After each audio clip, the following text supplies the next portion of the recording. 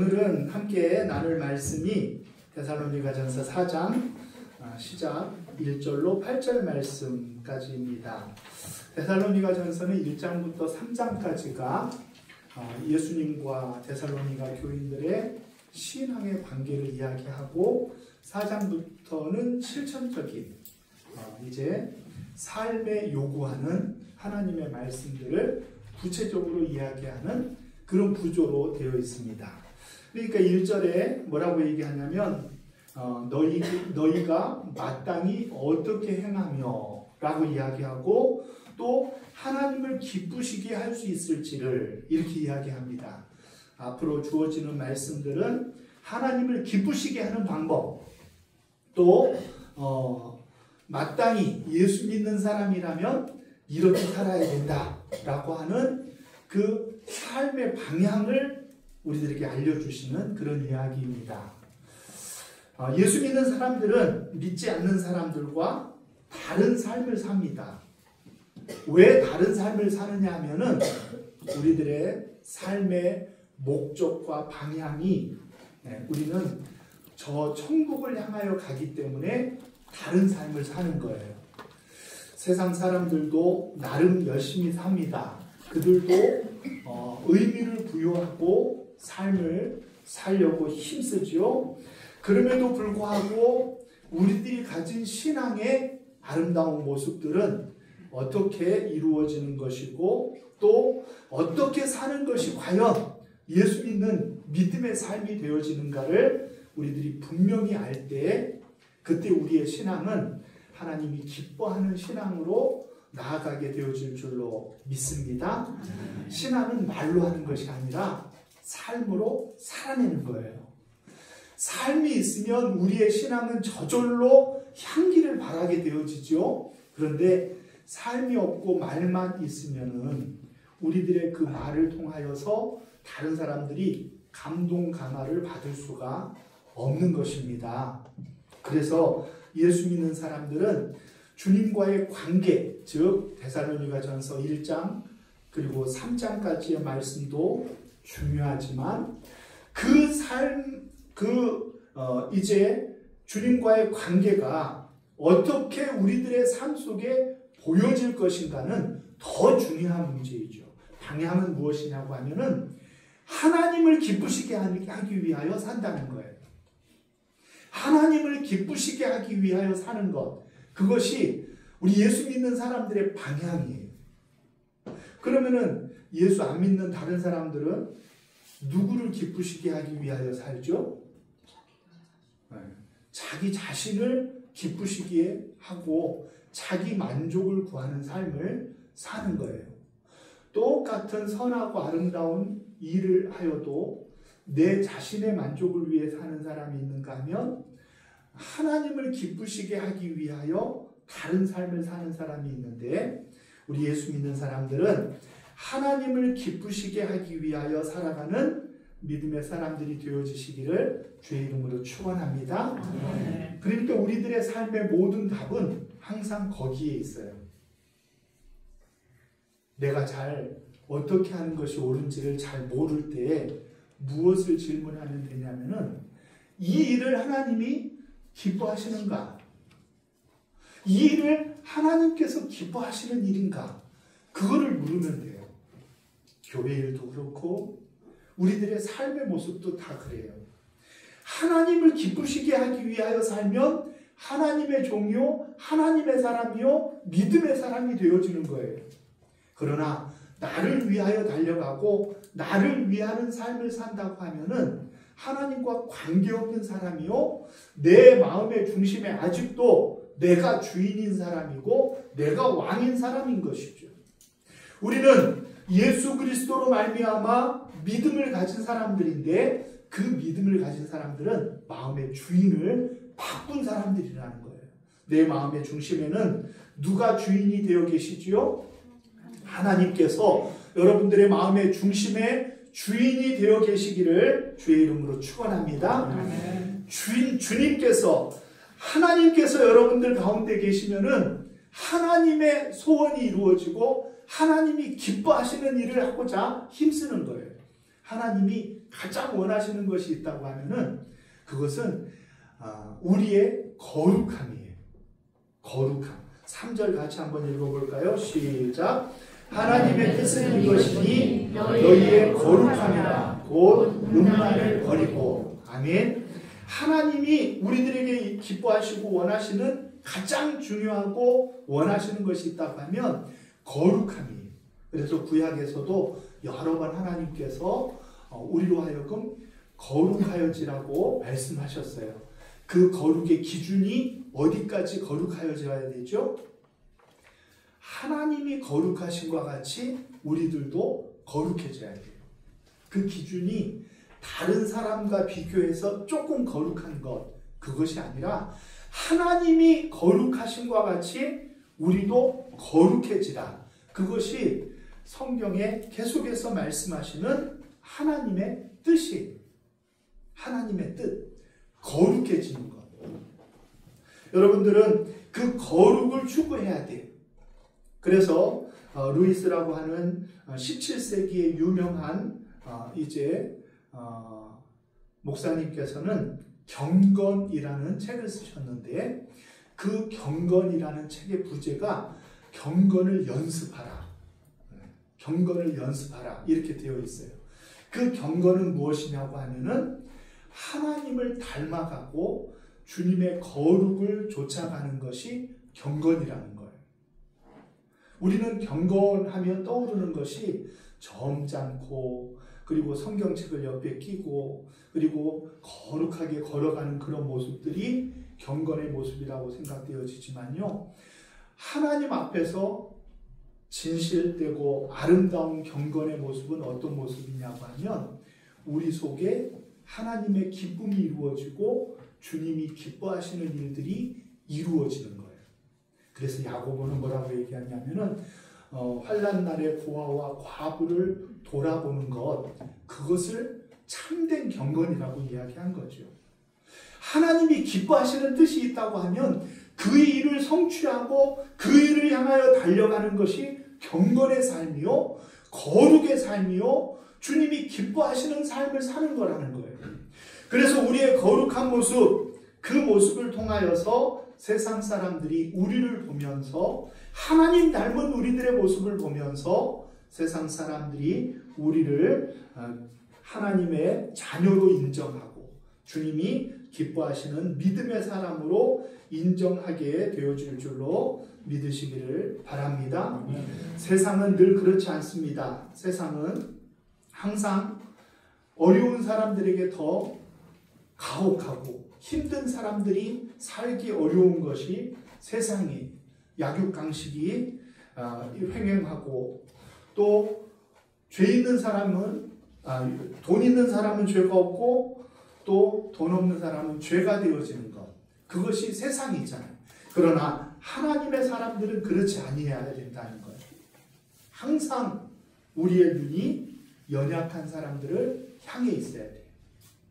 약한 자들을 편들어야 돼요. 여러분 누가복음 18장에 보면은 유명한 비유가 하나 나와요. 거기에 보면은 불의한 재판관의 비유가 나와요. 불의한 재판관 비유. 한 재판관이 있었는데요. 이 재판관이 과부가 매일 와서 억울함을 풀어달라 그래도 콧방귀도 안 끼는 거예요. 왜 이 불의한 이 재판관이 콧방귀를 안 꼈을까요? 여러분 우리식으로 잘 한번 생각을 해보세요. 왜 불의한 재판관이 그렇게 과부의 소원에 대해서 참소에 대해서 귀를 막아버렸을까요? 왜 그런 것 같아요? 그거를 알면은 우리가 여기 있겠습니까? 그런데 우리가 가만히 생각해 보면은 이래요. 불의한 재판관이잖아요. 그렇죠? 불의한 재판관이기 때문에 이 사람은 자기의 유익하고 자기가 원하는 일에만 바쁜 거예요. 즉 힘 있는 사람이 와서 무언가 문제를 내려놨으면은 아무래도 그 사람에게 금방 마음이 갔을 거예요. 그런데 과부는 어때요? 과부는 그 시대에 가장 연약한 사람들의 불의에 들어가는 그런 사람이에요. 가진 게 없어요. 왜 가진 게 없어요? 과부들은 이 남편이 돌아가시면은 재산을 받는데 왜 과부들이 가진 게 없을까요? 왜 그럴까요? 다 가난한 사람만 먼저 가는 게 아닌데 왜 그럴까요? 다 이유가 있어요. 그 당시에 과부들은요, 그 남편의 재산권에 대해서 서기관들이 그것을 좌우할 수 있고 권한을 행사할 수 있는 그런 것들로 사회적인 체계가 되어 있는 거예요. 그래서 고아와 과부와 나그네 된 사람들은 그 부류 자체가 부자가 아니라 없고 가난하고 힘든 사람들의 모습으로 대변되는 거예요. 알겠죠? 그러니까 이 사람이 재판관한테 와서 얘기를 하니까 이 재판관이 뭐라고 얘기하냐면은 콧방귀도 안 끼는 거죠. 나에게 유익이 되고 이익이 되고 내가 챙길 것이 많은 일도 처리하기가 바쁜데 이 사람의 일을 판결해 준다는 것은 나한테 시간 낭비를 하는 것이다, 이렇게 생각을 했던 거예요. 여러분, 믿음의 자세예요? 그렇지 못한 것 같아요? 당연히 믿음의 자세가 아니라 잘못되어진 재판관의 모습이잖아요. 그렇죠? 그런데 이 재판관의 비유에서 이 과부가 계속해서 괴롭히니까 너무 귀찮은 거예요. 그래가지고 어떻게 했어요? 그 과부의 소원을 들어준 거예요. 우리는 자칫 생각하기를 그 과부가 막 떼쓰고 애원하니까 귀찮아가지고 들어줬기 때문에 불의한 재판관이다, 이렇게 생각하는데 그것이 아니에요. 과부가 주장한 것은 올바른 것을 주장을 했을까요? 잘못된 것을 주장을 했을까요? 이 과부가 재판관한테 요구한 그 요구의 내용이 정당한 얘기겠어요? 아니면은 정당하지 못한 것을 계속해서 떼써서 얻어내려고 한 것 같아요. 정당한 거죠.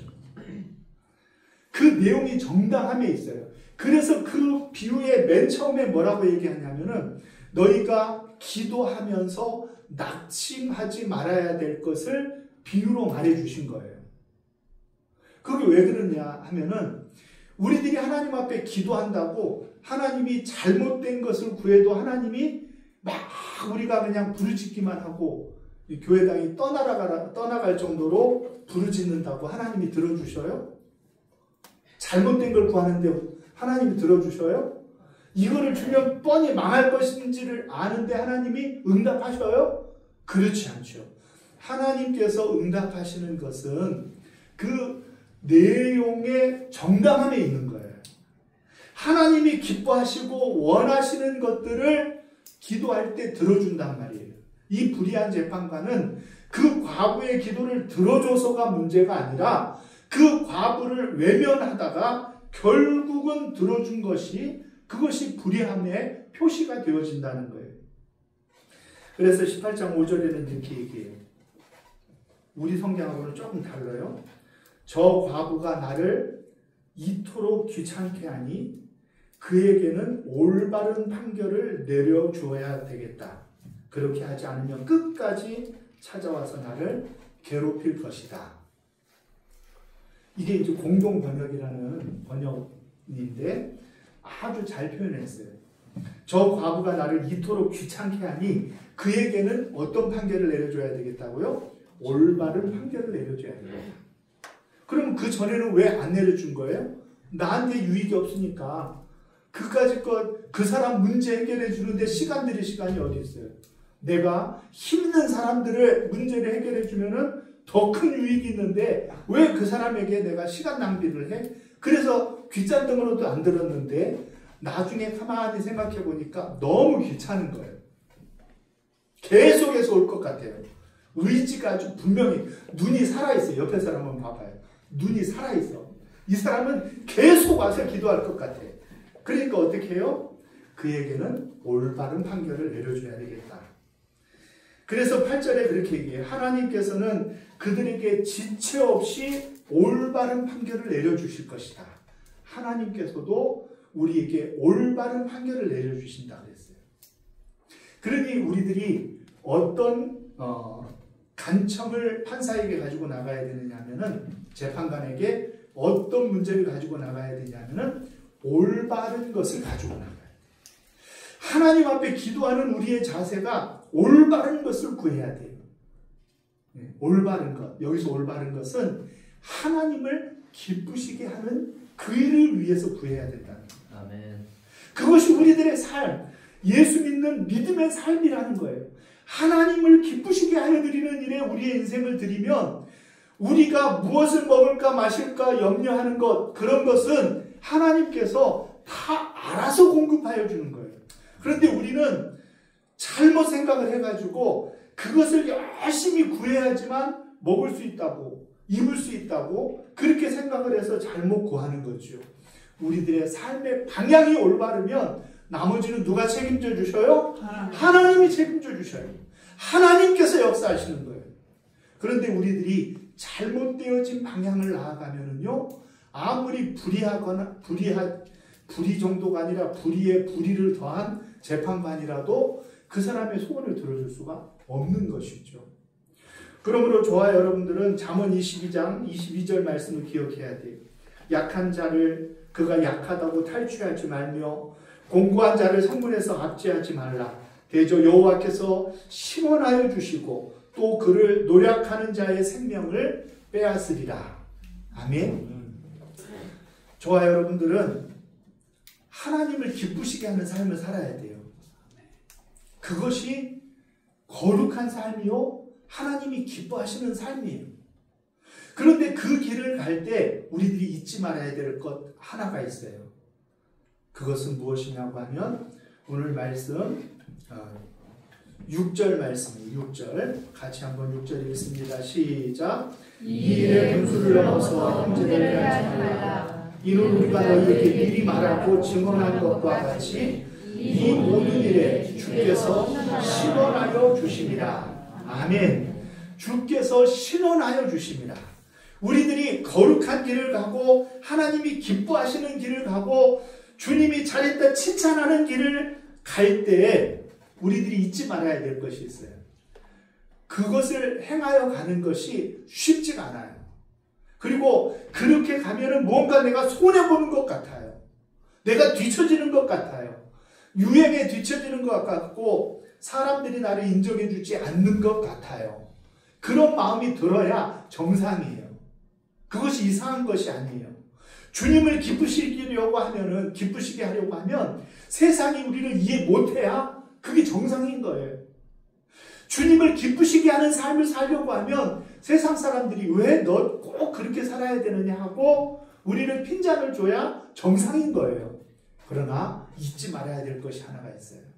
이 모든 일, 주님을 기쁘시게 하기 위하여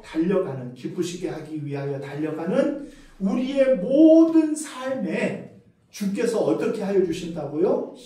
신원하여 주신다는 거예요. 신원하여 주신다. 신원이라는 말이 뭐예요? 신원. 알죠? 네. 뭐라고 대답하긴 멋이게 하지만 알죠? 억울함을 풀어준다 이런 말이에요. 억울함을 풀어준다. 신원한다. 당신 신원이 확실합니까? 할 때 그 신원이 아니에요. 그거 말고 다른 신원이 있는데 이때 신원이라는 명사는 억울함을 풀어줌이라는 그런 의미예요. 주께서 우리를 신원하여 주신다? 그 말은 무슨 말이냐고 하면은 주님이 강림하시고 재판해 주시는 그날에 주님이 우리의 억울함을 풀어주시겠다는 거예요. 이 억울함이 있어야 돼. 그래서 우리에게는 그 억울함이 뭐냐고 하면은 주님을 기쁘시게 하기 위하여 수고하고 주님을 기쁘시게 하기 위하여 참고 절제하며 주님을 기쁘시게 하기 위하여 억울하기도 하고 세상 사람들이 나를 오해하기도 하고 그런 것들은 어떻게 되어진다는 거예요? 주께서 다 신원하여 주신다는 거예요. 여러분들이 하나님을 기쁘시게 하는 삶을 살다가 힘들고 지치고 어려운 것을 우리 주님이 모른다 하시지 않는다는 거예요. 언젠가는 주께서 우리를 신원하여 주실 것이기 때문에 이 모든 일을 주님이 기뻐하시는 그 길을 달려감에 있어서 지치지 말라는 거예요. 힘들지 말라는 거예요. 주님이 우리들에게 주시는 말씀은 너희들의 눈물을 닦아줄 그날이 있을 거라는 거예요. 주께서 우리를 신원하여 주실 거라는 믿음이 있을 때야 우리는 다른 삶을 살고 주님을 기쁘시게 하는 삶을 살 수가 있는 거예요. 그것이 힘들고 어려울수록 주님을 기쁘시게 하기 위하여 우리의 눈에서 닭똥 같은 눈이 뚝뚝 떨어지면 떨어질수록 잘 사는 거예요. 주님이 여러분들의 눈물을 기억하시기 때문에 그래요. 여러분들의 수고를 기억하시기 때문에 그래요. 여러분들의 아픔과 어려움들을 주님이 아시기 때문에 그래요. 그래서 바울은 이 모든 일에 주께서 신원하여 주실 것을 믿기 때문에 너희들이 그 길을 가라고 말씀하시는 거예요. 거룩하게 사는 것이 힘들어요. 내 마음대로 사는 것이 힘들어요. 당연히 거룩하게 주님을 기쁘시게 하며 사는 것이 힘들죠. 그러나 그 힘듦을 누가 알아주신다고요? 하나님께서 다 알아주신다. 다 신원하여 주신다. 여러분들의 모든 원통함과 아픔을 다 주님께서 신원하여 주실 것을 믿으시기를 바랍니다. 그래서 약한 자를 약하다고 탈취하지 말아야 돼요. 공고한 자를 성문에서 압제하지 말아야 돼요. 왜요? 대저 여호와께서 신원하여 주실 것이기 때문에 우리는 그런 삶을 살 수가 없다는 거죠.